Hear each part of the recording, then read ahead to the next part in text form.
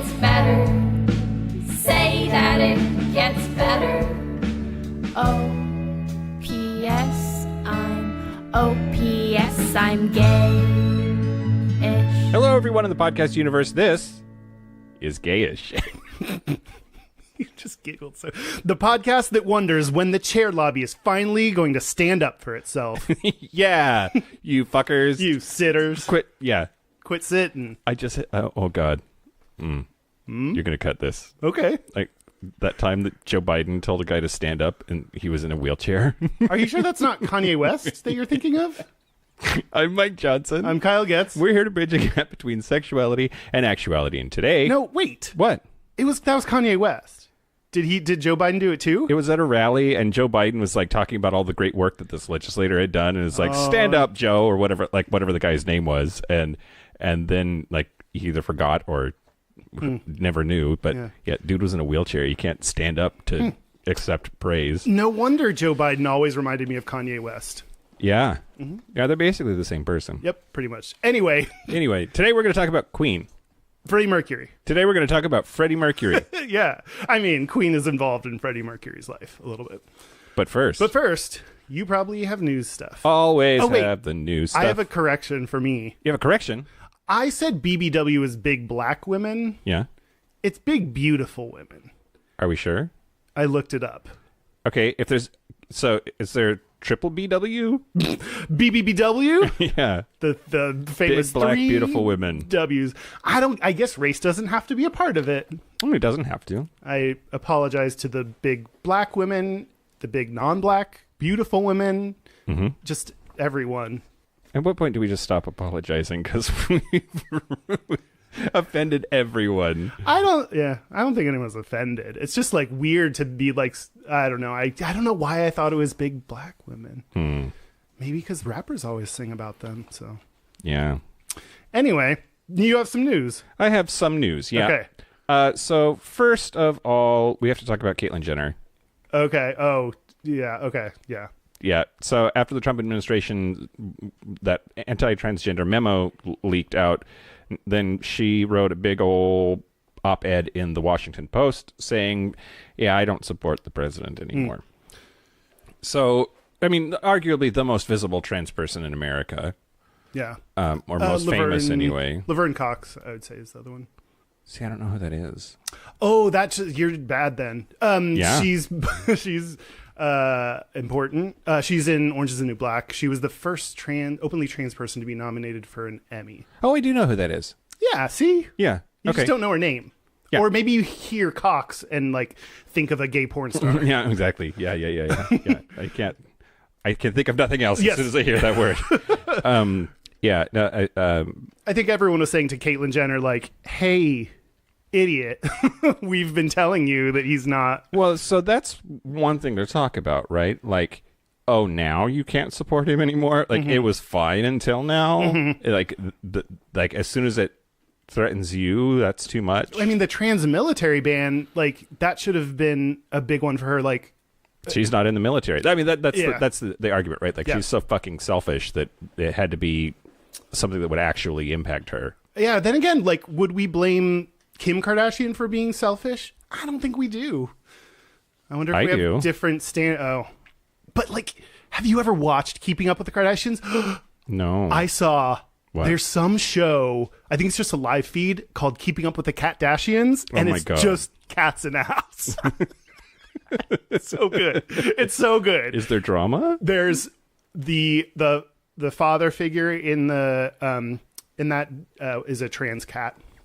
Oh. Yeah, she had to set aside her Olympic gold medals and move on with her life. Wow. No, I don't know. Anyway, Yeah. Yeah. Caitlyn, we know. She says he's the worst president we have ever had. Quote, believing that I could work with Trump and his administration to support our community was a mistake. My hope in him, in them, was misplaced, and I cannot support anyone who is working against our community. I do not support Trump. I mean, at least she came out and apologized, said she made a mistake. Like, that's... Yeah. I want to like her, but she makes it so hard. I mean, plus we can't kill... Ooh, that was a Freudian slip. I was going to say we can't forget she killed someone, like, while driving in her car. That happened? Mm-hmm. For real? Like, big room in the smack. Wow. Yeah. Wow. Okay. Yeah. All right. Were they a Trump supporter? Good question. No, I was probably a Democrat, right? Yeah. Okay, great. Caitlyn Jenner is late to the party. Better late than ever, I suppose. Yeah, sure. Next, E. The news? channel. E exclamation point. Yes. E! What I do every weekend. E! It has a show called The Bi Life. And it has won praise from social media critics for representing the bisexual community and helping to break down stigma. It follows a group of, quote, sexy singletons as they live, party, and date in a villa in Barcelona. And they hot. 1, 2, 3, 4, 5, 6, 7, 8, 9 people. 4 dudes, 5 ladies. At least they present that way. That description was so generic. Like, you just changed the title and Barcelona with any name of a show in any city, and it's like any reality show ever. Yep. Stupid. Except these people buy. They buy. They buy. Sanjay Sood Smith wrote, quote, so hashtag the Bi Life is a lovely, entertaining blend of first dates, Love Island, celebs go dating, Gogglebox, and the real world, whilst also educating people on bi/queer identities and breaking down stereotypes and stigma. I am here for it. Were all of those just random words that person was saying? I don't know what. They're capitalized like they're titles of shows. Impossible. That nobody watches. Gaggle Puss or whatever it was called. Gogglebox. It's not a thing. I kind of want to know what that is now. I mean, it has to be someone looking into a box to see if the cat is alive or dead, right? Gross. It's not. I mean, okay, I don't know what you meant, but just can we talk about the fact that the whole Schrodinger's cat thing, like it's a box and it's a pussy involved. There's double. You're looking vagina in. You're reference? looking in the box for the pussy. Yeah, it's like straight guys out at a bar. Yeah. Great. This is going very well. Thank you. I can tell. Yeah. Yeah. So to have like a whole show dedicated to bi people is interesting and necessary, and you go E. Do it, E. Do E? Do E. And then watch E. Great. And let's see. Saturday was Taiwan Gay Pride. Oh. Taipei Gay Pride in Taiwan. I don't fucking know how to say this. Was it the city or the... Taipei, Taiwan. Tens of thousands of people gathered in Taiwan's capital on Saturday for the city's annual Gay Pride Parade. And this like most things, you can solve it through reading. Yeah, right? Reading Rainbow. You know how quickly I threw this shit together this time. I did. I watched you. I didn't even read these articles. I was just like, oh, that one sounds interesting. Yeah, let's do that one. Yeah, okay, Gay great. Pride. You talk about that. Yeah. So Taiwan's constitutional court ruled in favor of same-sex marriage in May of 2017. And so now there's been this big years-long campaign for gay rights, and there's a referendum or a bunch of referendums that are happening next month that will determine whether same-sex marriages will be recognized as legal on the island. So this is like... Wait, what did you say happened last year? The constitutional court ruled in favor of same-sex marriage. Oh. And authorities were given 2 years to either enact or amend relevant laws. Oh, all the referendums then to fix all the laws? Yes. Okay. Yes. Yeah. Wang Zi, of course his name is Wang, a 35-year-old from Beijing, says he supports Taiwan for being a pioneer in gender equality and same-sex marriage in Asia. Quote, there should not be boundaries when it comes to love and sex, Wang said. I am supporting this. Although I cannot take part in this referendum, I will support Taiwan with all of my might. Go Taiwan. Go marriage equality. That's an amazing sentiment. How is it, of course, Wang is telling us about marriage equality? Like, it's just anything we read on the show. It's going to be the gayest sounding name that can be imagined. Yep. You know what I think of people that don't support marriage equality in Taipei? They're all Wangs. I was going to say they're referendum, but Either one. I took a drink because I didn't think you would say anything funny, and then you did. Fuck you. You never are allowed to drink because I'm always fucking hilarious. Yeah. Modelo beer in your stupid face. Anyway. Happy Halloween! Happy Halloween! Oh, this is the day after Halloween. Happy... I hope everyone got all of the candy in their hole. The hole in the bucket that they were carrying around. Oh, right. Oh, the hole in their bag. Mm-hmm. All the chocolate you could stuff in that hole. That's what I'm going to do. I hope you got some great booty. That's again, you, Carly. The candy. Yeah, so everyone's like listening to this. Soup's hungover, hating their life being at work or school, or like if you're in the car, wake up! You're driving. Wake up! You have to drive. Get to your destination, then fall asleep. Yeah. Which, I get it. It's easy to fall asleep to us. Do you think... I sometimes listen to podcasts while I fall asleep. I wonder if anyone like listens to this and then like vaguely wakes up for a second and we're like, butt, penis, and they're like... What the fuck? They don't appear naked in your dream. Oh. Like, sometimes whatever I'm listening to, like the dreams just start with that as content. In fact, the other night, I had a dream about Davey Wavy because we've been talking with him about doing his show again and him being on this show again. Yeah. And so I had this dream where we were just like hanging out at his parents' place and like, it was the weirdest shit ever. Yeah. We, if anyone has any, things they want us to ask Davey Wavy, if he's on again, let us know. Yeah. Last news item. Oh, okay. Anthony. Okay. Did he do anything other than being stupid and hot? So Anthony has a new trailer out for... Where's it parked? You win. I give up. It's over. Sorry, no. Keep going. He has a video in which primarily he is stupid and hot. Okay. Good casting. He's in just tidy whities, like... shaving and doing calisthenics on the floor. Sure, and pretending to eat like Toblerone bars. Yeah, exactly.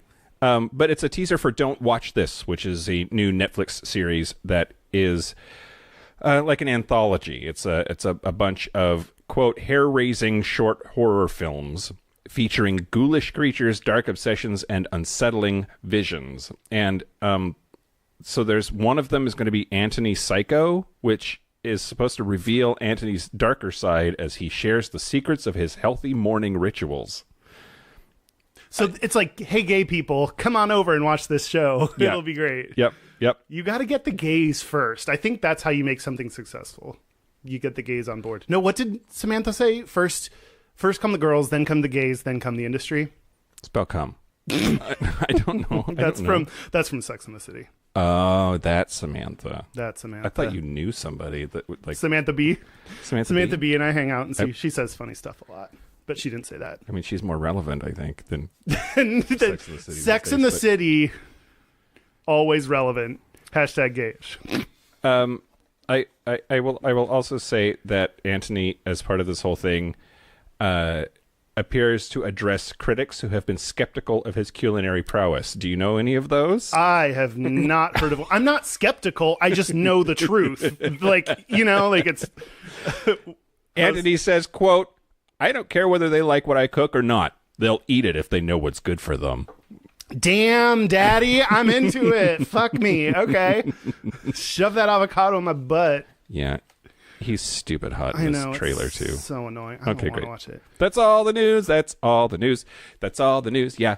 I forgot to play, speaking of you singing, I forgot to play the theme song to Momsplaining before. Is it because I was charging too much for royalties? Yes. Your insanely high demands of like $10 and a Big Mac. You stop by the Quickie Mart on your way here and I say, yes, bring me beer. Yeah, that's true. I do often bring an offering to the altar of Mike when I come in. I feel like half the reason people listen to this is to hear you sing something. So, Aww. I love it when you lie to me. Speaking of nothing, there's no transition. We should announce the winner of the t-shirt contest. Oh, yeah. We had a t-shirt contest. We wanted people to send in ideas for Your Bullshit is Bullshit branded Gayish t-shirts, and we got lots. We got a lot of really great submissions, a lot of things involving rainbows and bulls and poop. Cartoon bulls, I think just lifted off of Google Images. Probably. Photographs that's of where bulls. I would go. Drawings of bulls. Rainbow poops. Yeah, rainbow emojis. Poop emoji. Yeah. We got all kinds of really interesting stuff. But the winner of the t-shirt contest is Jen Huang from Calgary, Canada. Thanks. We're gonna pay you. We're gonna pay you in Canadian $100 bills because is that better or worse? That's cheaper. Okay, great. And then we're gonna make them, and then at some point, you can get them. You can buy them. So I don't actually know the gender of this person. Oh, that's okay. They, I think, knew their audience because they sent in a photograph of the t-shirt mocked up on a model. Anna. And he's fucking smoking hot. He has 1,000 tattoos and a big beard. And yeah. So good call. Yeah. I mean, we also really like it, but all you losers, remember next time. Photoshop it on a hot guy. Photoshop it on a hot guy. If you want our attention, Photoshop whatever you have to say on a hot guy. But thank you, Jen Huang from Calgary, Canada. We support your t-shirt. And your country. And thank you to everyone who submitted stuff. Yeah. We're going to make those available, I'm sure, eventually. At some point when we get on our shit. So what, when we're like, I don't know, 10 years from now? Okay. Yeah.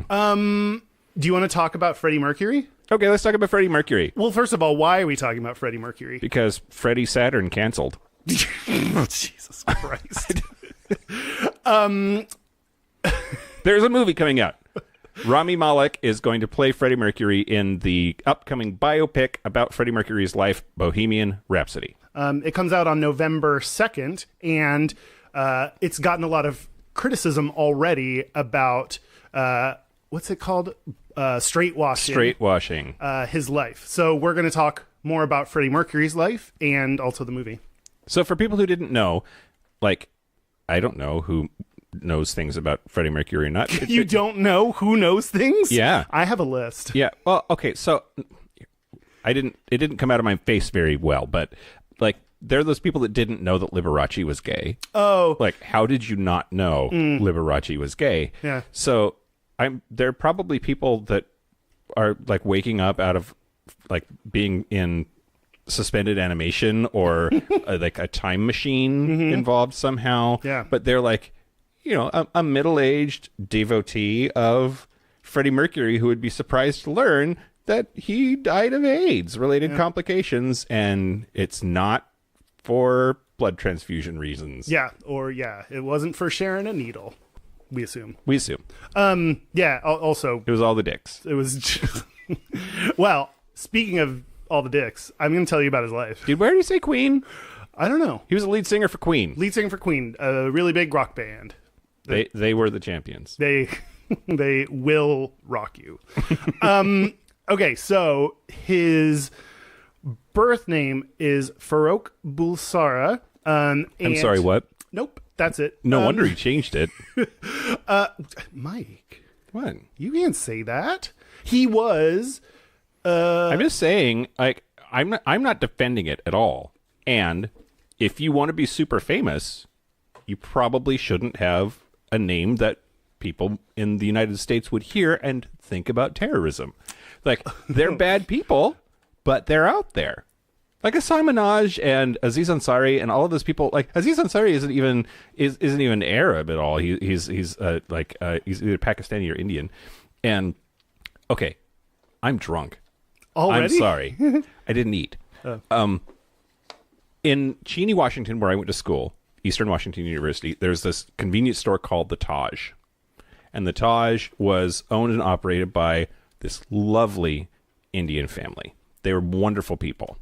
After 9/11, they got vandalized. Like, they had windows broken out and spray paint all over the front of their store because people are too fucking stupid to know the difference between Iraqi or Saudi and Indian. Well, and that doesn't even matter because, like, even if they were, like, don't vandalize things. Well, also, not every single person that is any of those is a terrorist. Okay, I'm going to get it together now. I'm really sorry. It's okay. I'm just going to probably cut through all the part where you said you don't use that name.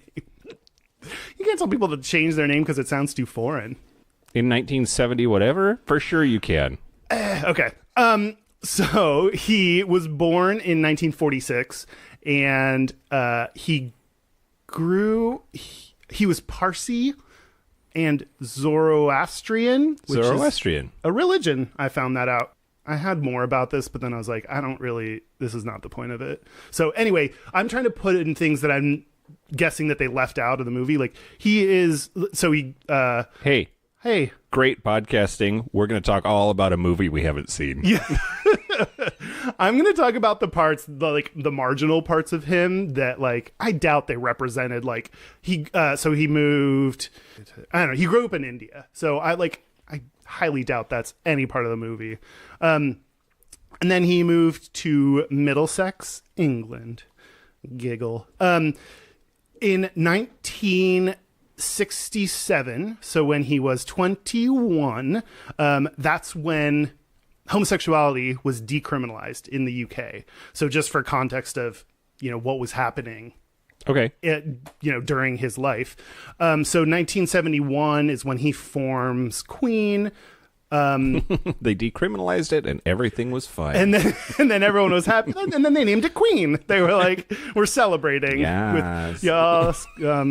So he, in the 1970s, he was in a relationship with Mary Austin, and Mary is a lady. She's a female lady. Okay. And is that one of the Olsen twins? Yeah. Their mom. Okay, great. He supposedly boasted about his... I didn't change this from the article I copied it from. Numerous trysts. I would never say numerous. Tryst sounds like a word or something. Anyway, he fucked a bunch. He claimed he had, quote, more lovers than Elizabeth Taylor. Wait, was Elizabeth Taylor a whore? I guess so. I don't know. A whore? You mean... She had lots of husbands, but... Okay, anyway. I don't... That's a different... Next episode, Elizabeth Taylor. Was she a whore? Coming soon. A former associate remembers seeing a line of men dressed in sailor suits marching into his dressing room after a concert. Hot. Were they just dancers? They could have been dancers. And they probably just canned right into there and took it in the can. Did a double Lutz on his smuts. Yep. I don't know. So he also had an affair with a male executive at Electrica Records. Ooh. Yeah, so... Fucking his way to the top. Just like Conan O'Brien. He probably didn't sleep with anyone. He was really... Even until he died, he was really private, didn't do many interviews. In 1974, someone asked him... So now I'll start talking about some of the, gay, was he gay? Was he bi? Was he pan? Was he straight and fooled around with guys? Such a weird exercise, right? Because it's like when you're talking about historical figures, right? Is it okay to say that Michelangelo was gay when that word wasn't even a thing? And I think, especially for around this time, it's well... If you fucked a bunch of dudes, but it's still in the 70s, would he have, if he was born 50 years later, would he have been just out and gay? Would he have been bi? And so, it's really hard, and we'll never know that. But so I'm glad that we're recording this podcast, and it's going to be around forever. It will never go away because nothing on the internet ever dies. Yeah. Because when I'm super crazy famous, but I'm dead. 1,000 years from now, people won't have to wonder. No was he one gay? will ask. But he was married to a girl. Oh. Maybe he was bi. No. Nope. He fucking said gay many times. So gay. Listen to any 30 seconds of this podcast. That's right. Resetting the timer. The countdown started for my next time to say it. Oh, you're gay? Oh. Yeah. Good call. We got to let those people 1,000 years from now know. There's a quota. So in 1974, someone asked him for an interview. So how about being bent? which I guess that meant like not straight. Yeah. Oh. And Mercury replied, I didn't get that until I just was like, that's a weird word they use for that. Okay. Freddie Mercury said, you're a crafty cow. That's weird. He was talking to a cow, by the way. This is back when cows were allowed to work. It was gluing popsicle sticks together to make like a replica Taj Mahal while it was happening. So crafty. You're a crafty cow. Let's put it this way. There were times when I was young and green. It's a thing schoolboys go through. I've had my share of schoolboy pranks. I'm not going to elaborate further. Mike had his share of schoolboys. I mean, that's a not in Kevin Spacey way. No. I didn't take it that way. I bet you did. We're going to brush past the schoolboy topic very quickly.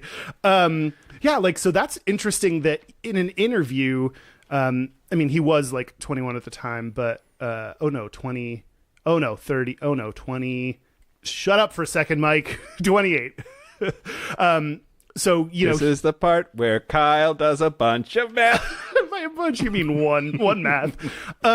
So that's a really interesting thing to say, given then he continued to have relationships with men. That makes it sound like he doesn't want to be out publicly. Just a couple of years later, he told the lady, Mary Austin, about his sexuality, and their relationship ended.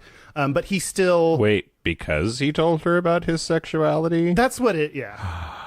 That's what happened to me. The timer ran out. It's time to say it again. Wait, because why? I told my ex-wife I'm gay. There it is.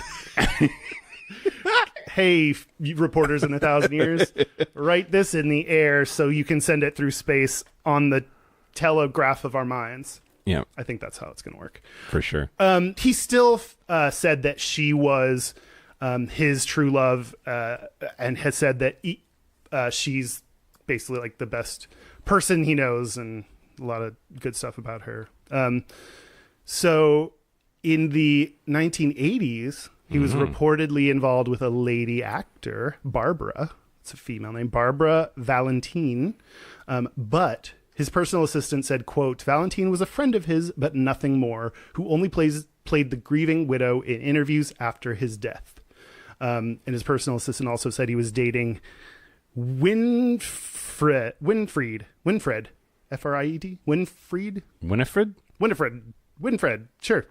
Is there an I in there? Or... There's a couple. Is it Winfred? Friad. This is so interesting for Winfried. That's how it's spelled. Winfried. It's like when I... Never mind. Okay. Kirchberger, who is a German restaurateur. He started a friendship with Kenny Everett and went out in London a lot, did a bunch of gay shit, and did a bunch of drugs. Yeah. In London. And then in 1985, he began a long-term relationship with hairdresser Jim Hutton. Why do you have to be a hairdresser? I mean, it's back in the 80s. Like, that was pretty, it's a safe thing to be. I can understand. Right. What else are you going to be back then? You're not going to be a scientist. Gay people weren't allowed there. That's true. Mm-hmm. Look what happened to Alan Turing. Did he die?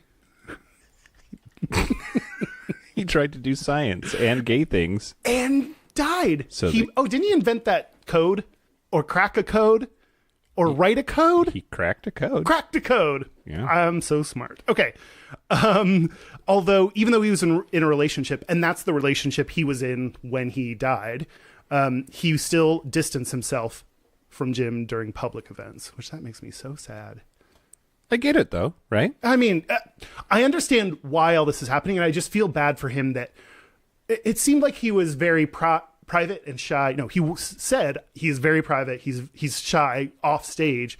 So, maybe that's what he would have done anyway, because he didn't want to talk about relationships. But, I mean, me just guessing is that part of it is growing up for 21 years of your life where you're not allowed to be gay in London or in the UK. Yeah.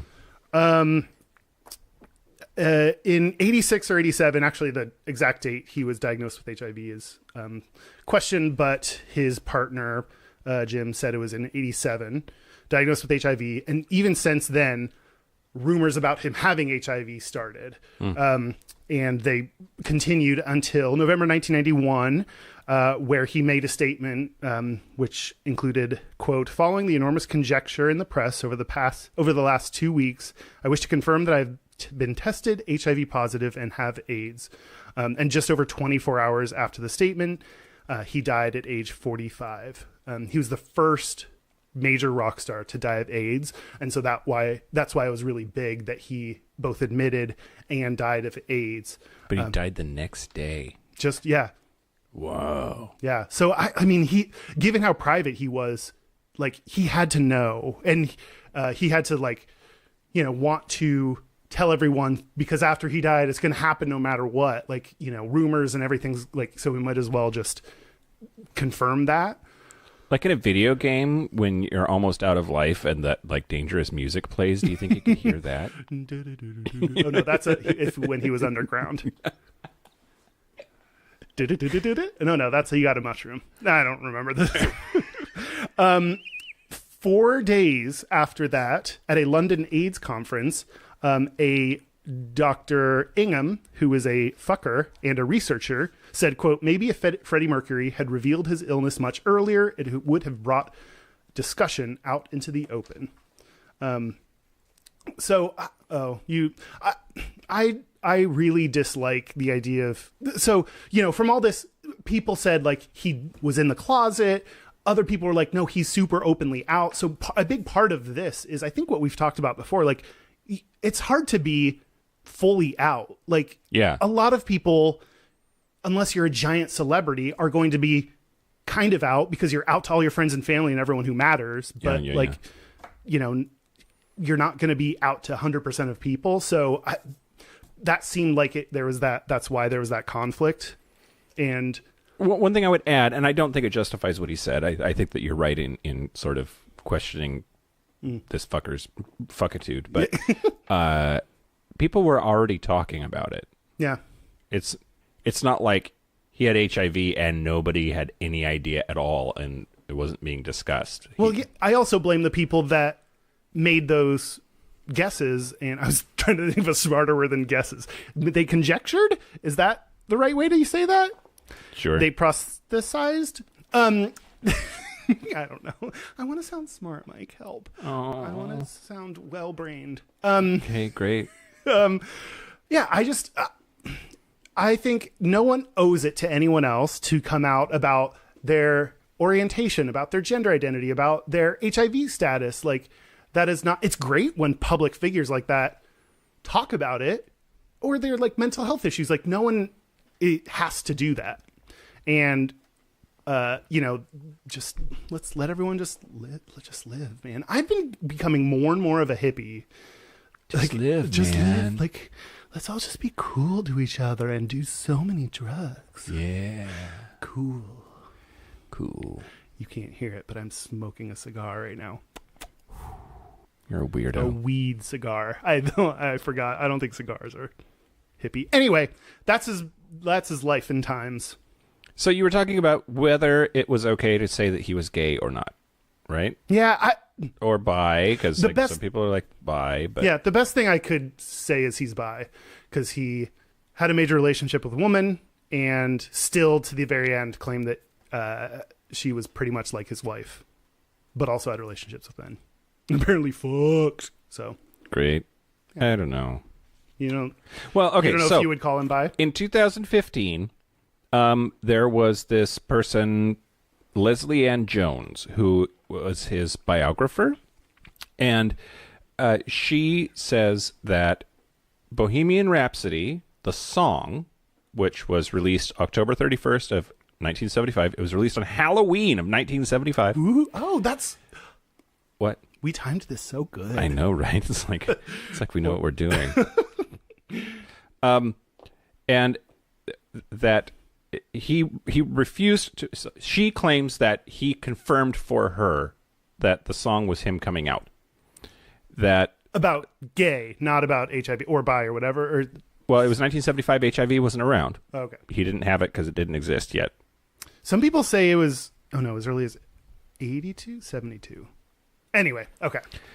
But that So he always refused to explain the lyrics to the song. The only thing that he said was that it was about relationships. And his bandmates, too, never said anything about it. And but this Leslie Ann Jones person says that it's a confession by Freddie that he was gay. Lyricist Sir Tim Rice knew Freddie well and says she's totally right. Quote, "It's fairly obvious to me that this was Freddie's coming out song. I've spoken to Roger Taylor," that's the band's drummer, "about it," Queen's drummer. "There is a very clear message in it. This is Freddie admitting he is gay." He keeps talking, quote, in the line, "Mama, I just killed a man," he's killed the old Freddie, his former image. Oh, I thought it meant killed a man with his dick. Right? Well, put a gun against his head, pulled my trigger, now he's dead. Dick? I mean, that sounds like coming. Yeah, facial. Yeah. No, that actually makes a lot of sense because you kind of put the old person you pretended to be behind you. It's just like when Taylor Swift went bad. Look what you made me do. I love that you just You've been hanging out with me too long. I'm sorry and you're welcome. With put a gun against his head, pull my trigger, now he's dead. He's dead. The straight person he was originally. He's destroyed the man he was trying to be, and now this is him, trying to live with the new Freddie. I see a little silhouette of a man. That's him, still being haunted by what he's done and what he is. Every time I hear the song, I think of him trying to shake off one Freddie and embracing another, even all these years. Do I think he managed it? I think he was in the process of managing it rather well. Freddie was an exceptional lyricist, and Bohemian Rhapsody is one of the great pieces of music of the 20th century. Leslie Ann Jones put the theory that Bohemian Rhapsody was a confession about his sexual orientation to Freddie in 1986. The singer laughed, then fell silent before answering, "Bad timing!" Exclamation point. I don't know what that means, but I wonder if in 86, I mean, yeah. That's around when he was Jim, his partner Jim. Jim just sounds like such a generic person. Sorry, Jims out there. You just sound plain. Jim said that he was diagnosed with HIV in 87. I wonder if he was actually 86, and that's the bad timing. Or maybe he's saying, like, he was born in a bad time, like, when it was illegal. Well, she also says that Jim told her, quote, "You were right. Freddie was never going to admit it publicly because he had to carry on the charade about being straight for his family. But we discussed it many times. It was Freddie's confessional. It was about how different his life could have been, how much happier he would have felt had he been able to be himself. The world heard a masterpiece of imagination. It was so intricate and had so many layers, but its message was simple. Bohemian Rhapsody was Freddie as he truly was," said Hutton. That I didn't mention, but people that know Queen or Freddie Mercury already will know that he's very well known for on stage being what people call flamboyant, which I think is just them saying like he seemed kind of gay on stage. But like, I think it was David Bowie that was like, "I'm very impressed with anyone that can wear tights on stage." And yeah, so he was really well known for that. But then didn't, so like, what I think is interesting is he was never really, like, I think one of the people that wrote about him said he was never really aligned with like gay rights causes. Yeah. And it just reminded me that like people can fight for the cause of equality and rights for everyone through their own ways. And it doesn't have to be political. The fact that he was a man, leading singer of a rock band, being soups gay or flamboyant or whatever you want to call it, like on stage is really powerful and impactful to everyone to be able to see and see that that's okay for him to do. I mean, if the flamboyancy is like part femme, doesn't matter if he's gay or straight, to be visible in public about, like, this is what I'm wearing, this is what my hair looks like, this is how I move my body. Yeah. Fucking deal with it. Yeah. Interesting. So, all right, probably about him being, well, okay, yeah, and the only reason I say bi is because I we can't know for sure, but when I was, do you have feelings about I was gonna talk about some of my feelings when I was I only started this after I told you to watch out for burping. This is karma. You should be very careful about how you criticize me. It's very karmatic. Or maybe this is like a secret superpower that you could use. Yeah, like burp at people? Like yell at me and tell me that my dick is too big, and then yours will like... Your dick is way too hard and pleasurable. And then you'll have that problem. Yeah, all right, I'll give it a shot. It is, though, you're right. When I was researching this, like, I feel like I've gone through... I don't know what if this is true, so I'm projecting. Like, what I've felt is, why did I have this relationship with... I say girls because I'm in high school, but they were... Yeah. My age. So it's not creepy. You're like, why did I have all these relationships with girls? Like that doesn't, and trying to figure it out. And, he said about Mary Austin, the Lady Mary Austin, I'm just going to start calling like the Lady Mary Austin. Sounds so fancy. Mm-hmm. Anyway, he said, quote, all my lovers asked me why they couldn't replace Mary, but it's simply impossible. The only friend I've got is Mary, and I don't want anybody else. And like that reminds me of those feelings that I realized, like, oh, like these were just my best friends, or people that could have been my best friends, and that's the feeling that I had. It wasn't feelings of love or sexual attraction. Sure, yeah. So I could see him being gay, and that's why. Do we know anything about their sex life? Because he didn't leave no babies. Not that I know of. We don't know the abortion status, so. Oh, no, you took it there. Okay, is that bad? I mean, he could have. That's like the third rail for rock stars in the 70s. I'm sure. Like what, fathering illegitimate children or having abortions? Having pregnant girlfriends or children running around, because so much of the mystique about him is sex appeal, right? Like the ladies and gay dudes, but mostly the ladies, the straight ladies in the audience, like that sells concert tickets. The thought that like he's available, and I wonder if, I mean, I think that's why everybody hated Yoko. Go ahead. Because she owned him. Yep. Was that close enough to owned him that it sound okay? I thought you were saying that, like, now all of those ladies. Oh no!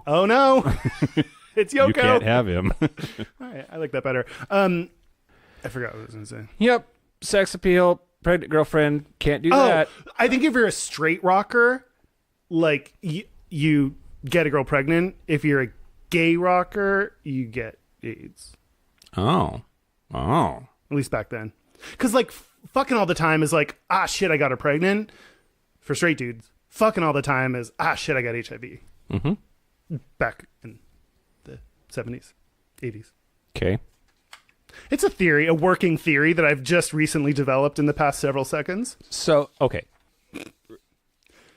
We don't know that he banged chicks. We don't know that he banged chicks.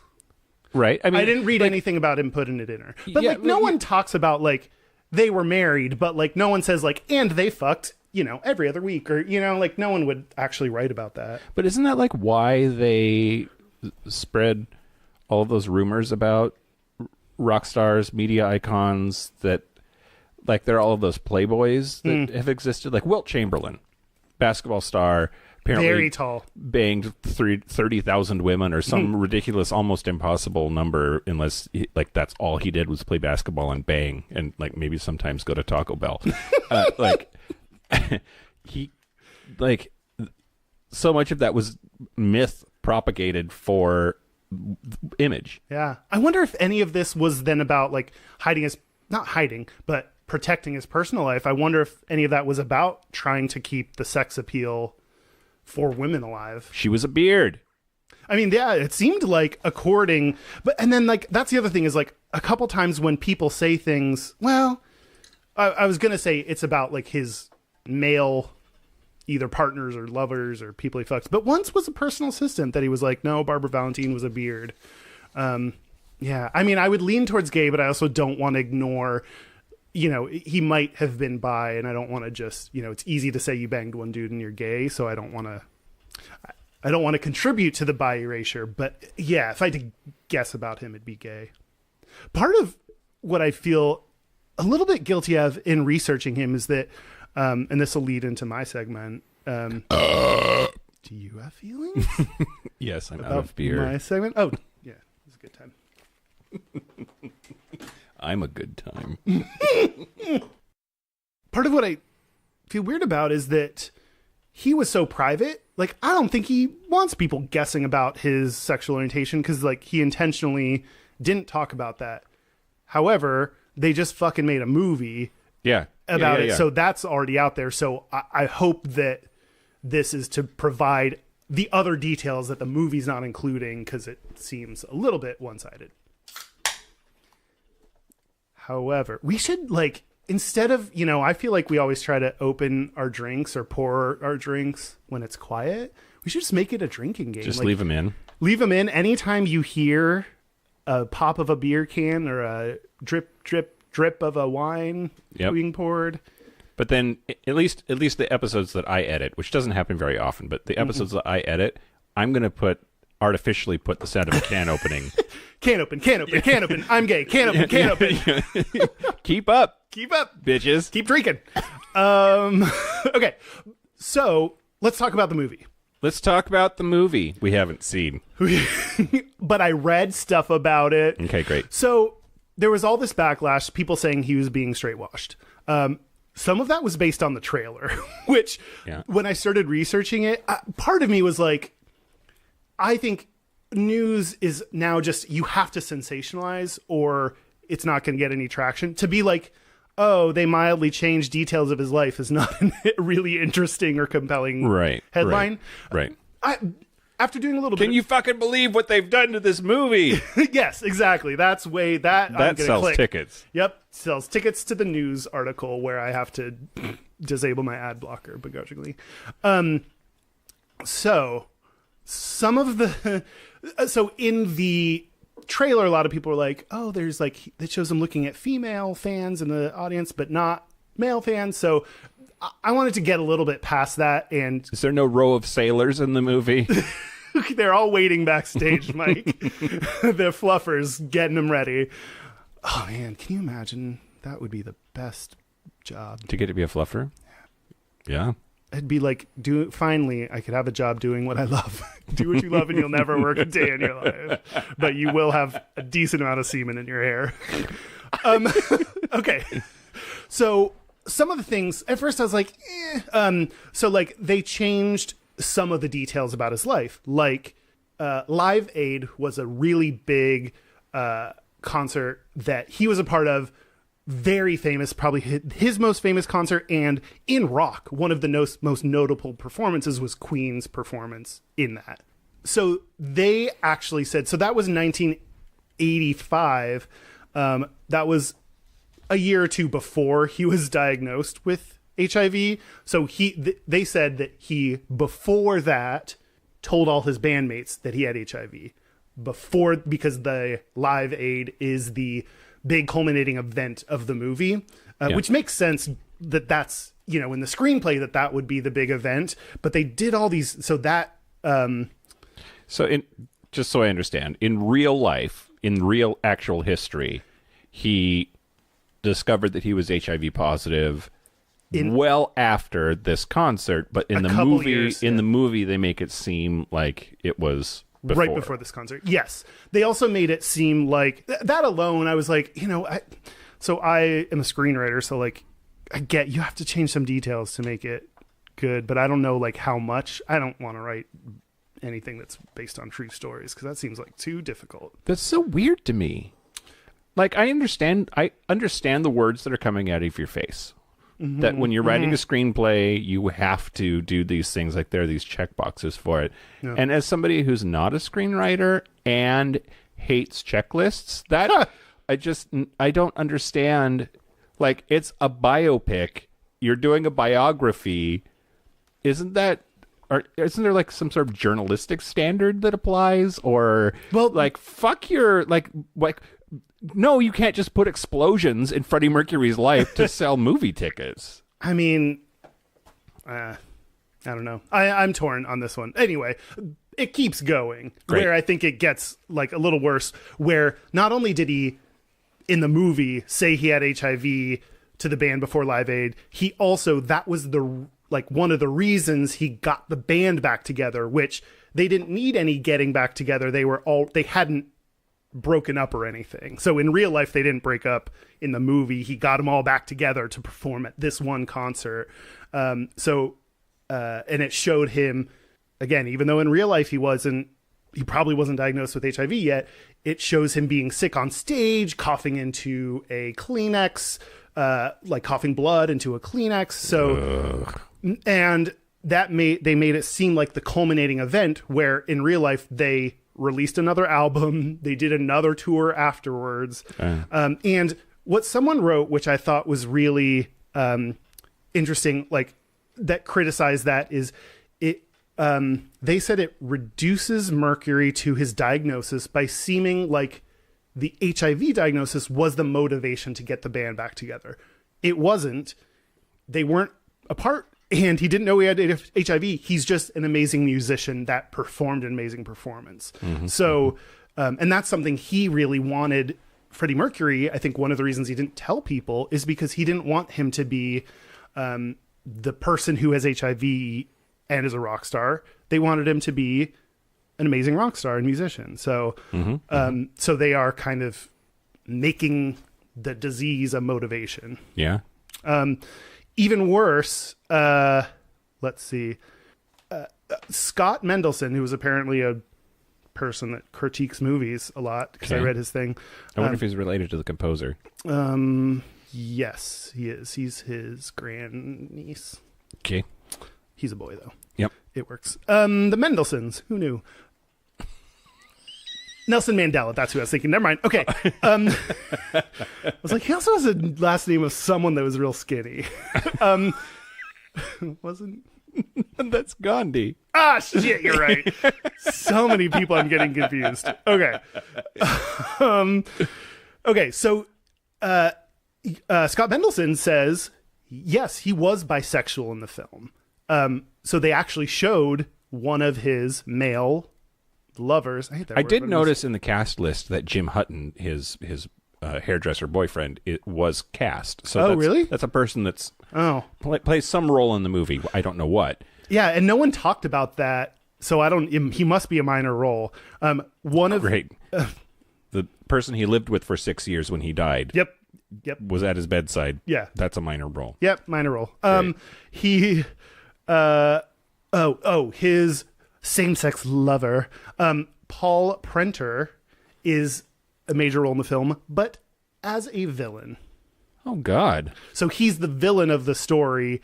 And so, like, oh, great, you have that, same-sex relationship, but you're making it the negative, like... Someday, can we just call them relationships? Instead of same-sex relationships? Can we just call it marriage? No. Can we just... I never want to be married. I always want to be gay married. Okay, great. That's really important to me. Okay, Are you married? No. I'm gay married. Stupid.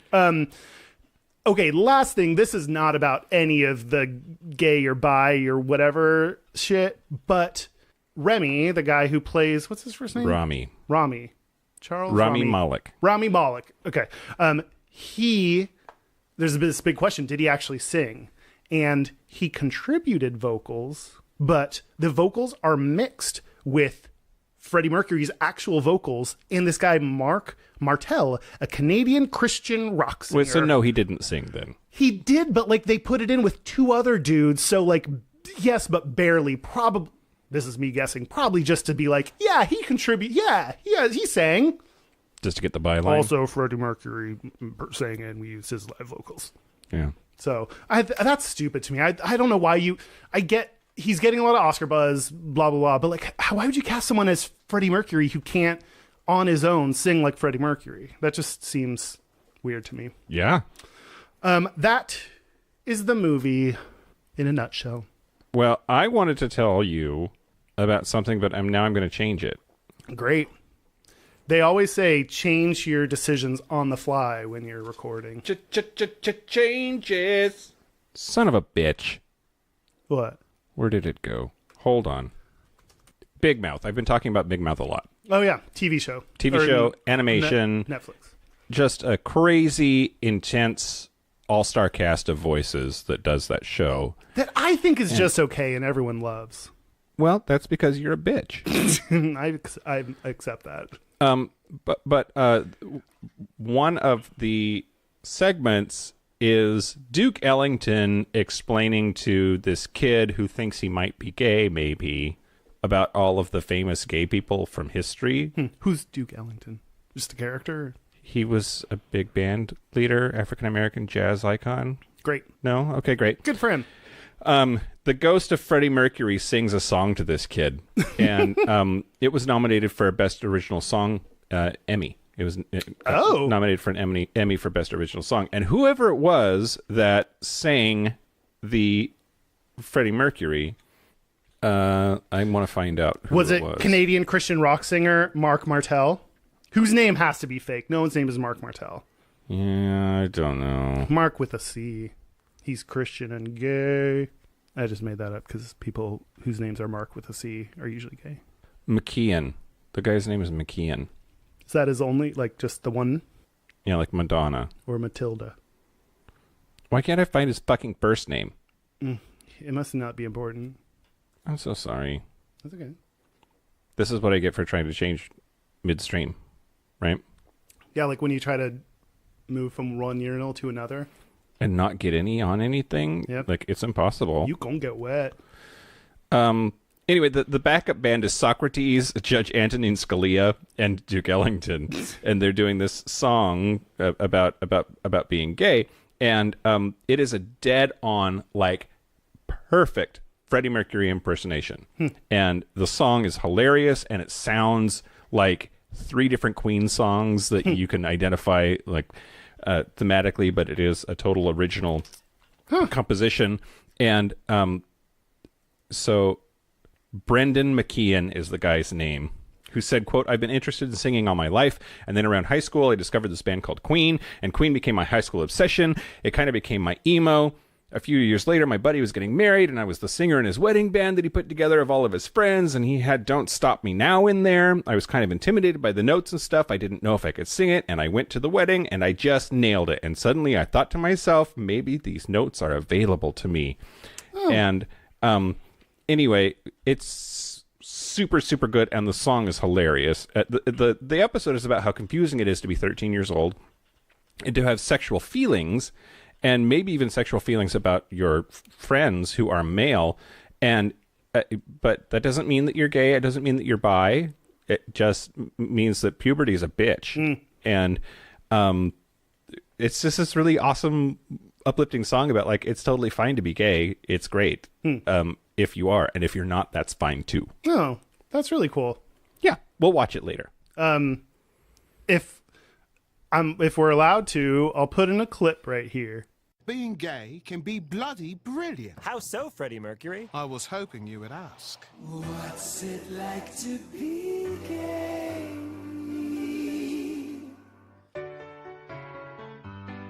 When you're gay, every day is a non-stop cabaret. You've got style and flair, you're loved everywhere except for North Carolina.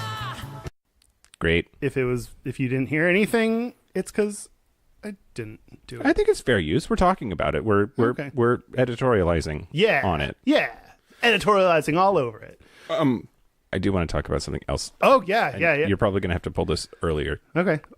Whenever you say that, I don't do it. Because it's just so much work. And we always reference things that happen right before. So in the context of Freddie Mercury may or may not have been gay, may or may not have banged chicks, there's this song that I've always kind of had a problem with, or a fascination with, maybe. Okay. That's by Queen. Have you heard the song Fat Bottomed Girls? Yes. I thought Mika sang it. It's Queen. Oh, did he do a cover of it? Maybe. I don't know. I mean, it's a girls, you are beautiful. No. Oh. No. Okay. Different song. Different song. In fact, I feel like I should play some of it, but not right this second. No, I need you to know the tone so that we can talk about it. Okay. Oh, you gonna take me home tonight? Oh, down beside that red firelight. Oh, you gonna let it all hang out. Fat bottom girls, you make the rockin' world go round. Okay, so that's Fat Bottom Girls. Yeah. Okay. I did know that song. Okay.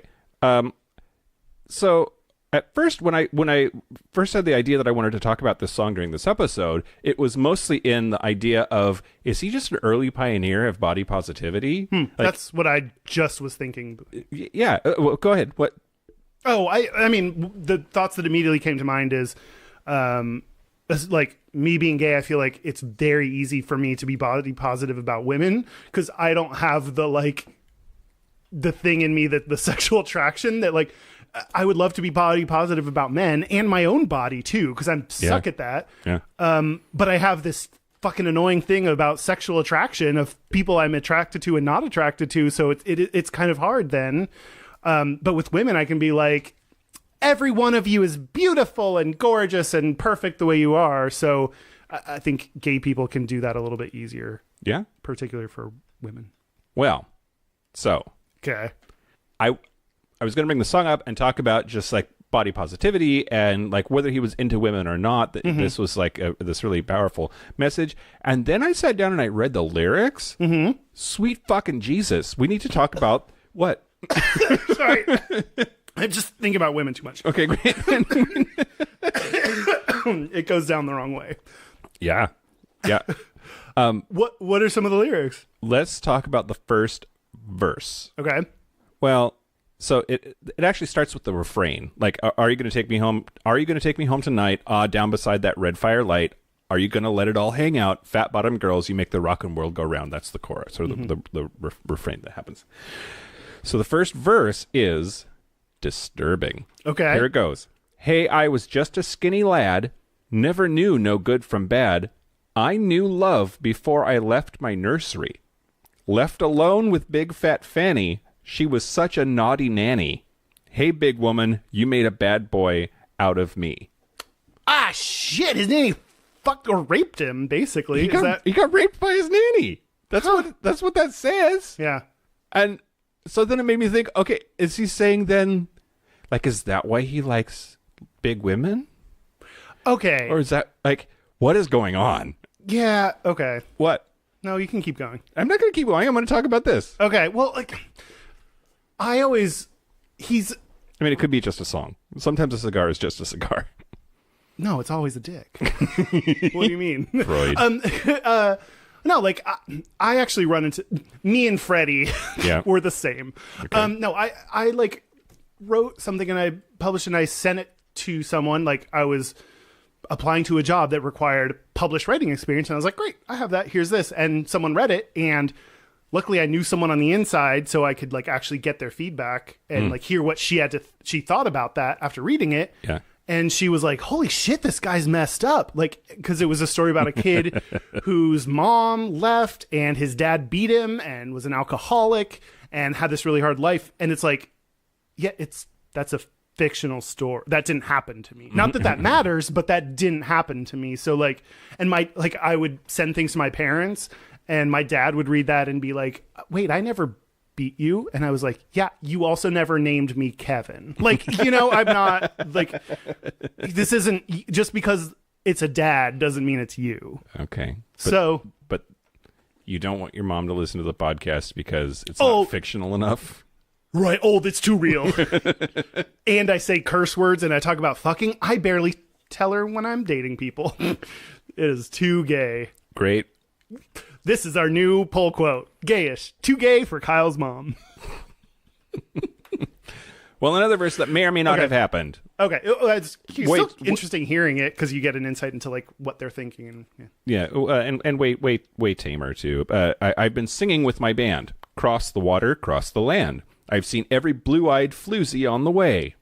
Hey, but their beauty and their style went kind of smooth after a while. Take me to them lovely ladies every time.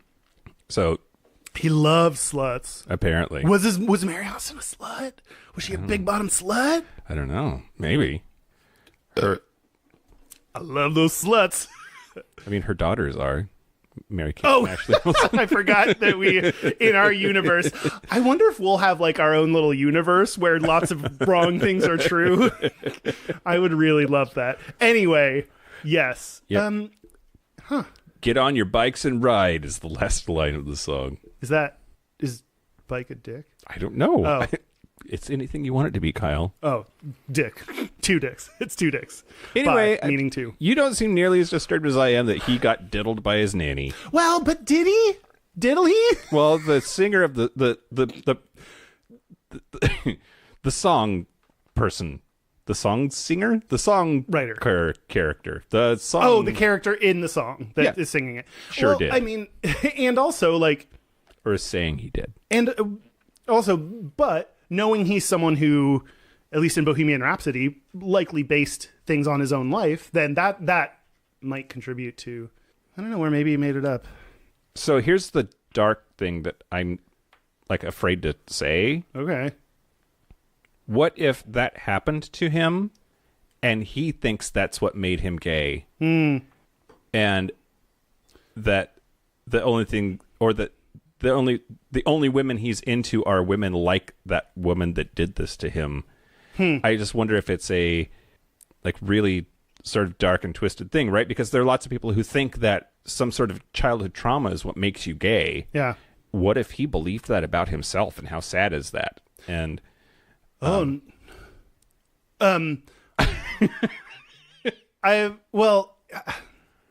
I can imagine that being really hard if you are a gay person, a queer person. It's hard if you're a gay person. That's the end of my sentence. No, if you're a queer person that also experienced any of those things that the opponents say that it's because you're abused. Yeah. Like that, it must be hard to wrestle with. And that's the damage that they're doing of maybe that is true, or like probably don't want to speak up as much.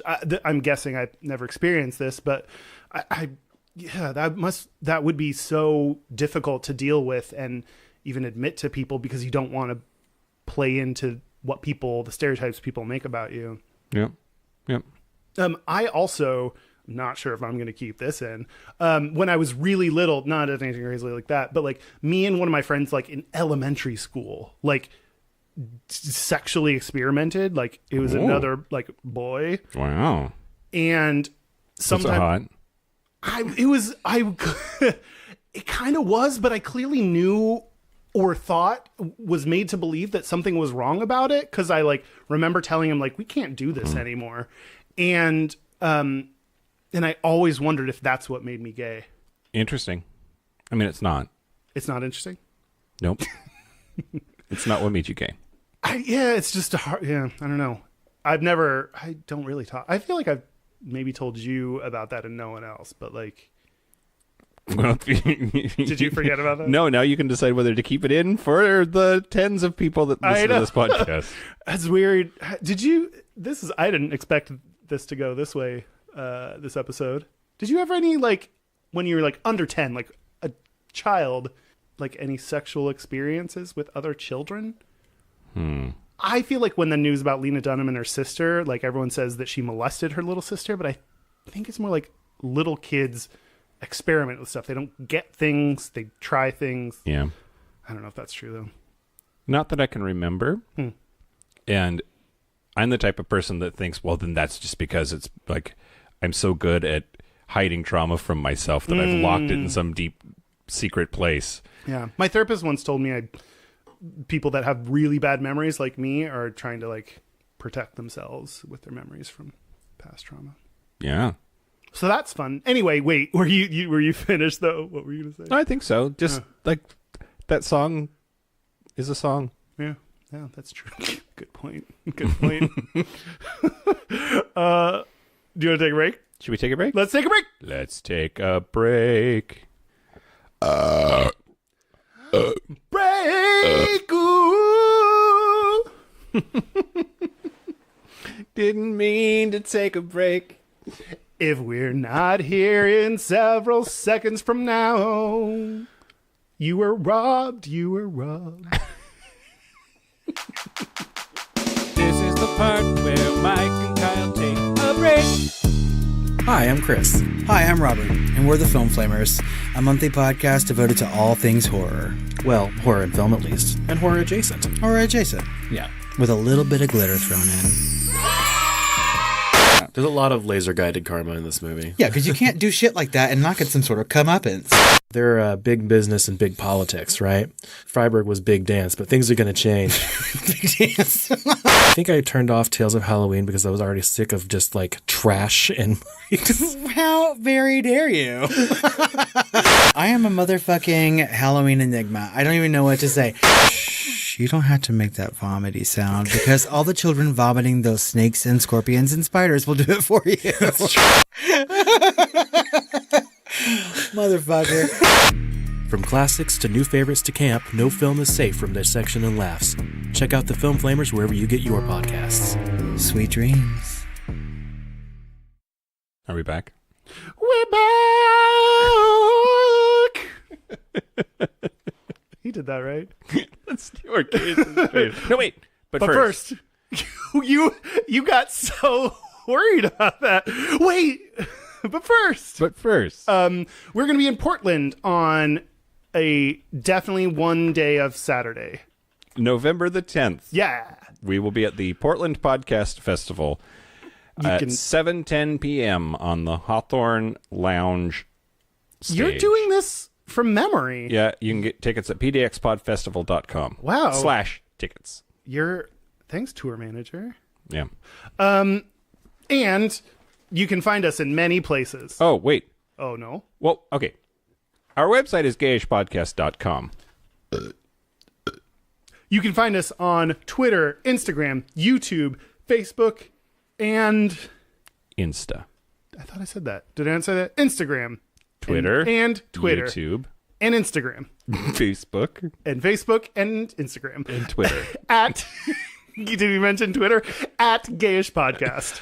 And just because somebody asked this the other day, we don't screen the Facebook group to make sure that only hot people get in. Oh my God. Okay. We talked about there are a lot of hot guys in the group, but we accept everyone. We accept everyone. Being hot is not a requirement to be in the Facebook group. You should join because they're wonderful people and it's really fun. I mean, if you're hot, that's great. Yeah. But not a requirement. Yeah. We also got our very first dick pics. Well, the first, a person, we've gotten other Somebody took a picture of their own dick and sent it in. Personal dick. To our email address, which is gayishpodcast@gmail.com. Very good. Our hotline, you can send us text messages or leave us voicemails, is 5855-GAYISH. That's 585-542-9474. Standard rates apply. And we didn't say, the Facebook group is facebook.com/groups/gayish podcast. Join it, even if you're a no-go. Even if you're ugly. We'll like you, okay? Oh. Last but not least. Okay. This is episode 91. Uh-huh. Our 100th episode. We've said that every 50 episodes we're going to do questions from the listeners. So start sending in your questions. What are the deep, dark secrets you want Kyle and I to reveal? Or what are the surface level, easy questions you want us to start with? Or what are the pieces of advice that you want that you should not follow? Oh, no. We're pretty much Ask Laura. Is that the Ask Abby? Dr. Laura? Dr. Laura? Great. Question Laura? We're basically Question Dr. Laura in a podcast form. Yep. But yeah, so for the 100th episode, we're going to do questions and answers, or we're going to answer the questions of the people. Actually, no, if you want to send in answers, we'll create questions for them. Send in a question and answer it yourself. That'll be our gift to you of you did your own work. But you have a couple of months, but over the next 8 weeks, send in your questions and answers for our 100th episode. Yeah, that'll be fun. You want to do our gayest and straightest? Let's do our gayest and straightest. Do you want me to go first? Yeah. The gayest thing about me this week. So I've had the sex drive of a piece of cardboard here for the last few months. Does cardboard fuck? It does not. No. Okay. Let me tell you what. And so I was like, okay, maybe like this last week, maybe I want a bone. Maybe like there's been a little, a little twinkle. Yeah, call you a dog because you want a bone. Yeah, so I decided to take care of the nasty jungle of brambles that is my pubic hair. And like weed whack that shit down because I might want to get busy. I cut my scrotum on accident. You Jason Bigged? Yeah. I was just like, I had a pair of hedge trimmers down there and accidentally nicked myself. It hurt real bad and bled a surprising amount. And do you only have? Is only one left? Did you ruin? it fell out the hole that I made. I don't know how this works. But That's no, I'm fine. Terrifying. I'm All right. Yeah. But yeah, so that really gets in the way of the fucking if you have like a damaged scrotum. It did not help. Oh, okay. Because and I still haven't hooked up. But But you lost a couple pounds, so that's great. Right, exactly. I had to put it out in the yard waste bin for the garbage guys. Compost only. Yeah. Oh, why? I support all of this, but why is it still so gross to talk about? I don't know. I support you, Mike. Great. Just don't tell me about it. And the straightest thing about me this week, this last weekend, the tasting room where Chris Bolawerts had their wine club party, and I took a lady as my date. A female lady? A female lady as my date. Who? It was Shreya from our Dungeons and Dragons group. Yeah. But the fact that I was like texting her, do you want to be my date? Aww. And then she was like, yeah, let's do it. And did you get a limo and give her a corsage? Yeah, and then I touched her boobs. Yeah. And she slapped me because that wasn't okay. And you threw up because you got too drunk? Yeah, she had to take the morning after pill. It was like prom all over again. All right, it's your turn. The straightest thing about me is there's this question on Reddit that someone asked straight people of Reddit, what do you want to ask a gay person? Okay. And so that sounds kind of gay that I was like, I looked at the questions, I was replying to them, but like a lot of them were joke questions, which are really funny. And like, some gays like just got to get with it. Like they were joke questions, so you need to give a joke answer. And everyone was answering seriously, and I was like, farts, blah blah blah, like whatever I said.